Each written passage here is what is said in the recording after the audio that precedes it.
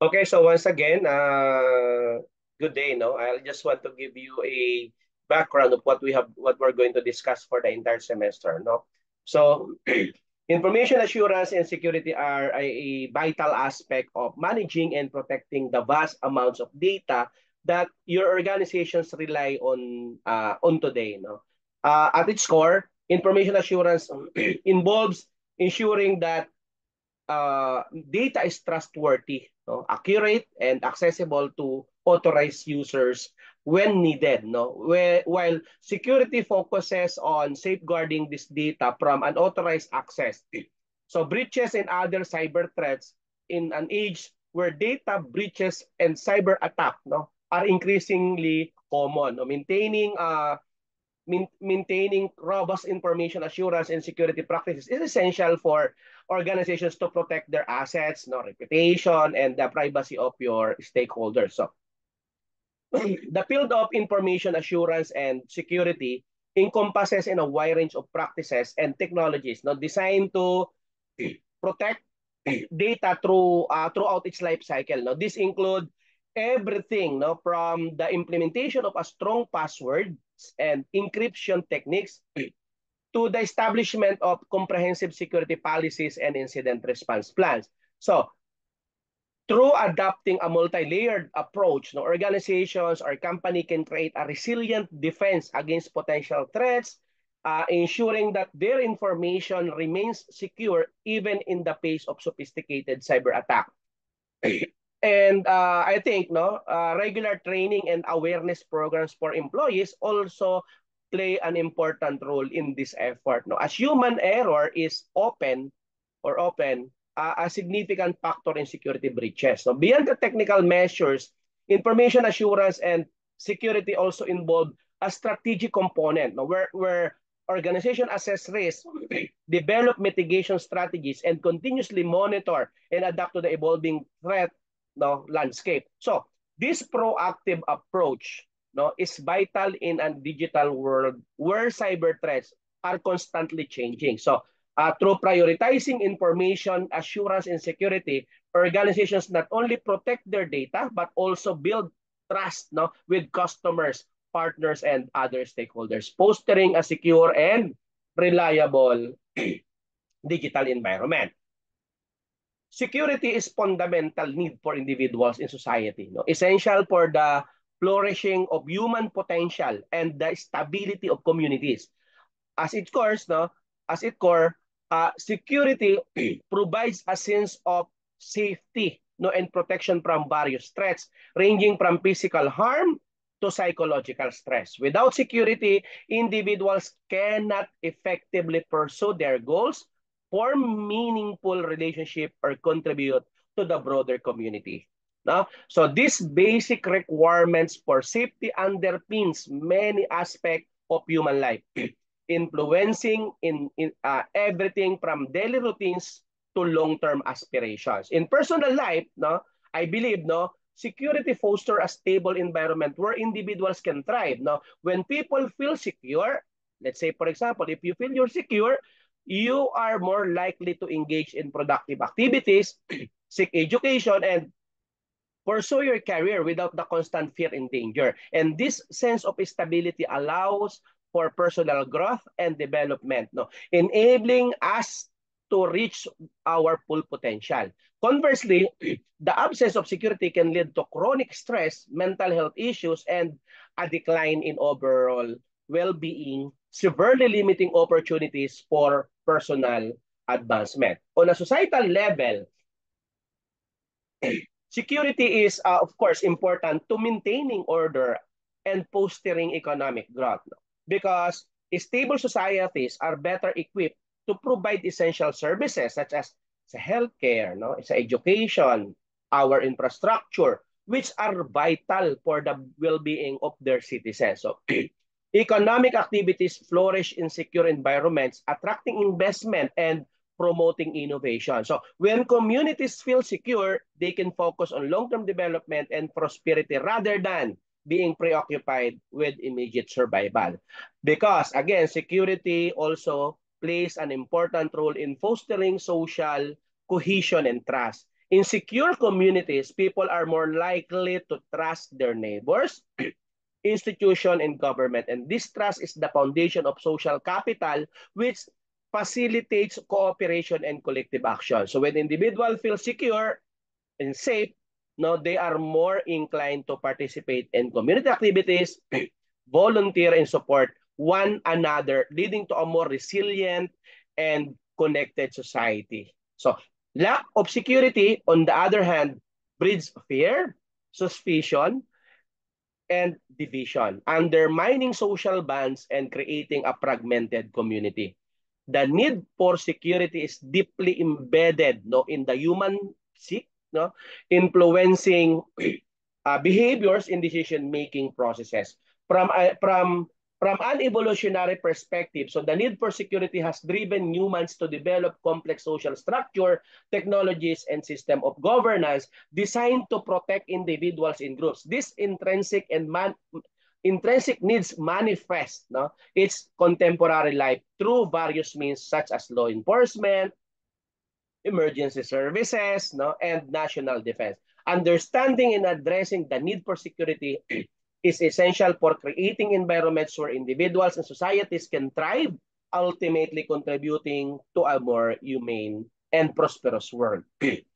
Preparing for a system security plan, or the SSP, involves a structured approach to safeguarding information system and ensuring the confidentiality, integrity, and availability of data. That's the CIA, no? Confidentiality, integrity, and availability of data. The first step is to conduct a thorough assessment, no, of the current security posture. This involves identifying the system assets, ano ba yung meron tayo, determining the potential threats and vulnerabilities, and understanding the impact of various security incidents. So engaging stakeholders, including IT staff, management, and end users is important to this space to gather comprehensive insights and ensure that all perspectives are considered. And this collaborative effort helps in creating a robust foundation for the SSP, or what we call System Security Plan. The next phase, of course, involves developing and documenting the necessary controls and measures needed to protect the system. And this includes selecting appropriate security frameworks and standards such as the NIST or ISO, which provides guidelines and best practices for securing information systems. Each control should be clearly defined, detailing its purpose, implementation procedures, and responsibilities.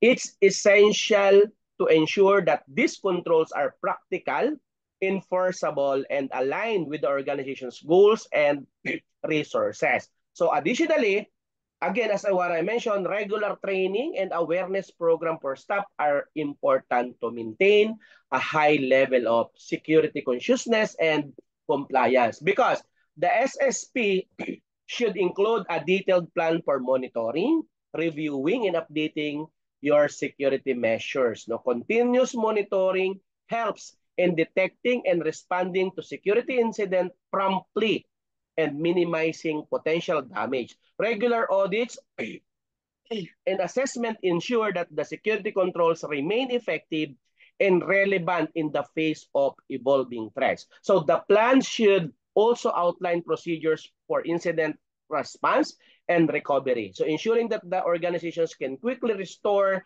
normal operations following a security breach, because thorough or through maintaining, actually, no, adapted in a proactive approach to security, your company can better protect your information system and support your overall mission, vision, and objectives. Risk management in information assurance and security is a vital processes that involves identifying, assessing, and mitigating risks to ensure the protection of an organization's information assets. The first step in this process is to conduct a comprehensive risk assessment, which include, syempre, identifying potential threats, no, vulnerabilities, and the likelihood of various risks materializing. No? This assessment requires input from various stakeholders, katulad po ng mga IT professionals, ng inyong management, ng mga gumagamit or end users, para ma-ensure natin yung thorough understanding of the organization's risk landscape. So, in recognizing this risk, no, organizations can prioritize them based on their potential impact and likelihood, enabling a focused and efficient approach to risk management. Once risks are identified and prioritized, the next step is to develop and implement strategies to mitigate this risk. And this can involve a combination of technical controls such as firewalls, no, common yan, and encryption, administrative controls like policies and procedures, and physical controls such as secure access to facilities. It's important, no, to tailor these strategies, no, to the specific needs and context of the organizations, ensuring they are both effective and feasible. Additionally, risk mitigation is not a one-time effort but a continuous process that requires regular updates and improvements as new threats emerge and the organization environment evolves. Effective risk management in information assurance and security involves continuous monitoring and review. And this means regularly checking the effectiveness of the implemented controls. Siyempre, staying updated on the latest security threats and making necessary adjustment to the risk management strategies. Incident response plans should also be in place to address any security breaches promptly and efficiently. Because through maintaining a proactive stance on risk management, and organizations can better protect their information asset, ensuring the trust and confidence of their stakeholders and maintaining the integrity and availability of the critical data.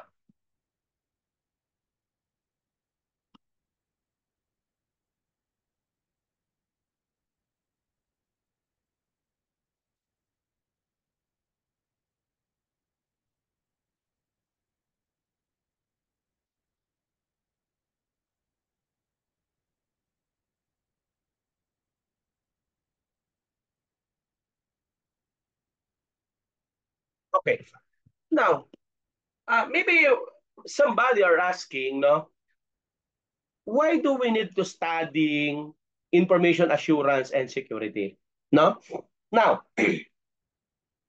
as what I mentioned earlier, no, information assurance security is of paramount importance in today's digital age, where data breaches, no, cyber attacks, and information theft are increasingly prevalent.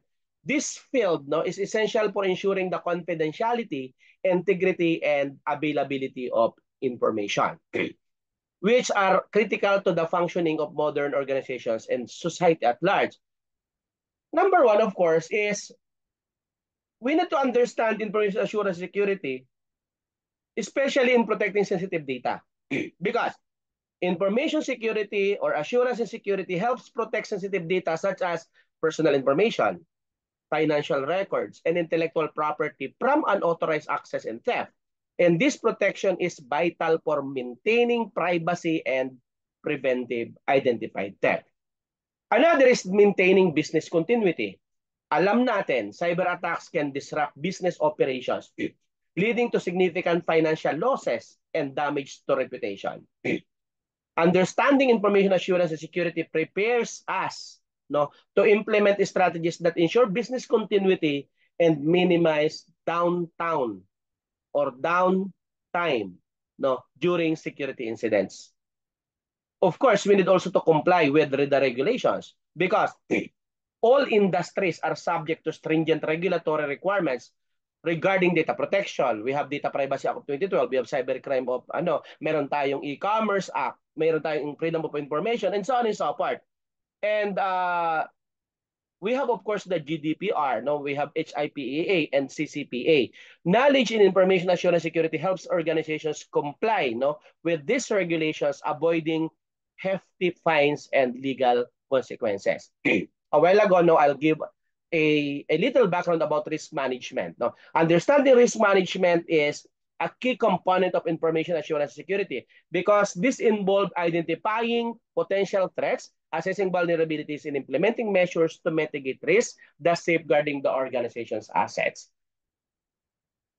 We look into, of course, the technological advancement, right? Because as technology evolves, so do the methods and sophistication of cyber attacks. No, this field keeps individual up to date with the latest security technologies and practices, enabling us to counter new and emerging threats effectively.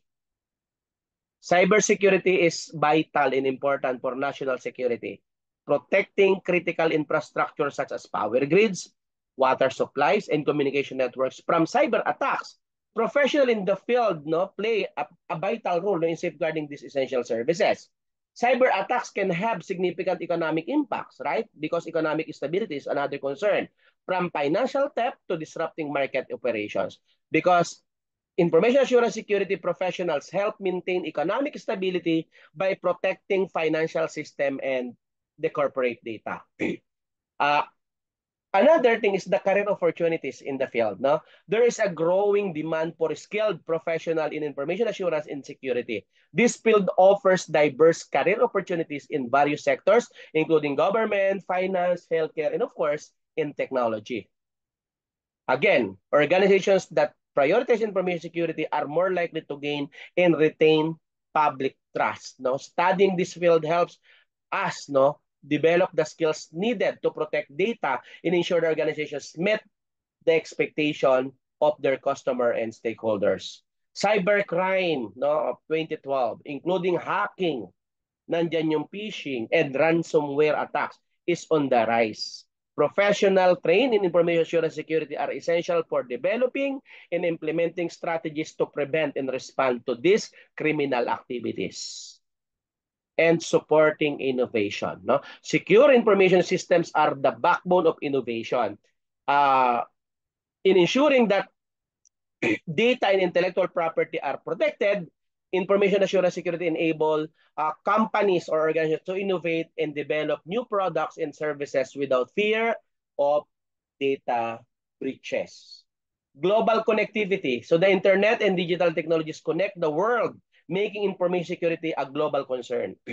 So we need to be equipped as professional with the knowledge to address security challenges in the interconnected world, ensuring safe and secure global communication and commerce. Again, another is the ethical responsibility. Information security professionals have an ethical responsibility to protect users' data privacy. Understanding the ethical implications of data protection and cyber activities is vital component of studying this field. And of course, the crisis management. In the event of cyber attack, having trained professional who can manage and mitigate the crisis is essential. Studying information assurance security prepares you or individual to respond effectively to incidents, minimizing damage and facilitating recovery. And another is the future-proofing organization. As a digital transformation continues, the importance of securing information system will only increase.